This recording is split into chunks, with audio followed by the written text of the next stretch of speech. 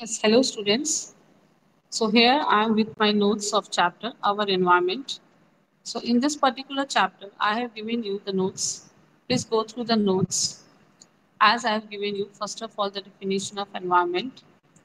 Then this part you must note it down. Sum total of all the external factors present in the surroundings influence an organism. It is called as environment. Then according to your NCRT, the next question is what happens when we add our waste to the environment. So, like biodegradable waste substances, you have to write down this biodegradable substances. The substances that are broken down by biological processes are called biodegradable substances. Then, biodegradable substances are broken into simpler, harmless, and non toxic substances in nature. These can be transformed into resource as these are biological in origin.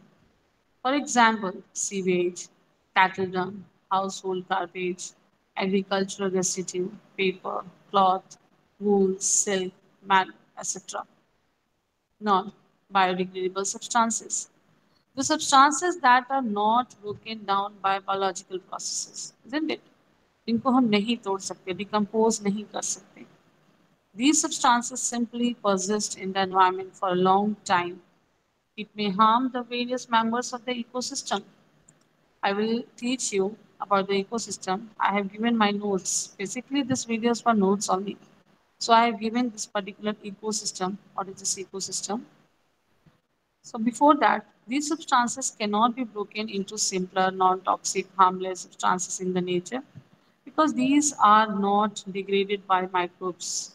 Since these are mainly man-made, so these cannot be easily recycled. Examples you must be knowing also. You can write 2 to 3 examples from here. Polythene bags, glass objects, pesticides, DDT, industrial chemicals, heavy metals, mercury, lead, arsenic, etc. There's so many examples I have written about. Then after that, I have given the notes about the ecosystem. What are its components? As you can see, the term ecosystem was coined by Tansley.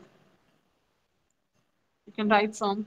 Please try to write down all the points I have given in my notes. That is so important for your board examination preparation, for your objective type preparations.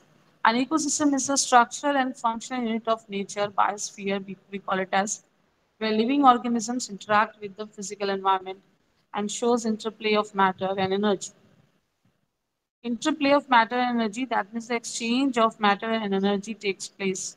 Interaction is taking place actually. Types of ecosystem, I have given a flow chart of ecosystem, types of ecosystem on the basis of nature actually. For example, natural ecosystem, artificial ecosystem.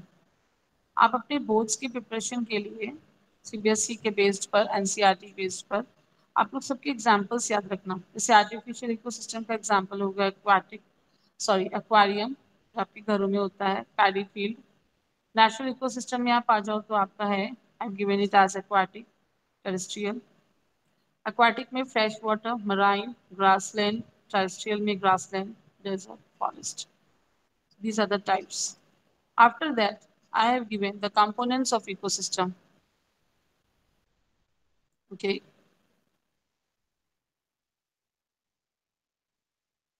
In this components of ecosystem, पहले आप ये सारी लाइनों को note करेंगे. According to famous ecologist Odum, ecosystem is a basic functional unit which includes the living organisms, biotic components, non-living or biotic components, both interacting with each other and both are necessary for maintenance of life on the earth. Thus, ecosystem is mainly made of two components, a biotic. Components of ecosystem, when we further bifurcate it into abiotic components and biotic. In the abiotic component, previously we used to learn like light, temperature, water, soil. What I have done, I have bifurcated into climatic factors, inorganic substances, organic substances. And biotic, obviously, we have studied earlier like all the living organisms. They are producers, consumers, decomposers. So after that, The next topic is trophic level. That the notes of trophic level I will give in my next video. Okay, thank you all.